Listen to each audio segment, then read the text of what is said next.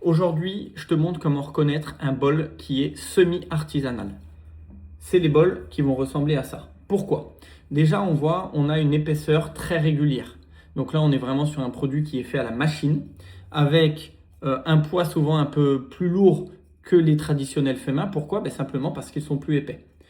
Deuxièmement, ils sont par contre martelés à la main. Donc il y a quand même un côté artisanat. Tous les points que vous voyez là, un peu le style balle de golf, ça vient des coups de marteau qui sont donnés directement par l'artisan sur le bol.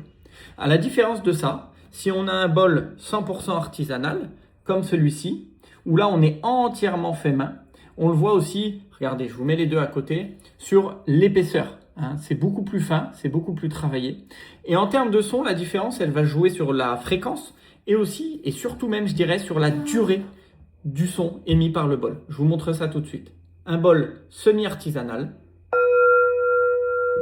plus aigu et avec un son qui dure moins longtemps. En fait, on a aussi moins de vibrations puisque, étant donné que la paroi est plus large, et naturellement, c'est un peu plus dur à faire vibrer. Et ça, c'est un bol 100% fait main. Alors, vous ne le sentez pas, peut-être vous le voyez à la caméra, mais on ressent beaucoup plus de vibrations. Et donc, le son va aussi être propagé pendant beaucoup plus longtemps. Alors, vous faites partie de quel team? Plutôt l'excellence de l'artisanat ou plutôt le semi-handmade qui est tout sympa aussi, mais un petit peu plus accessible, surtout en termes de prix?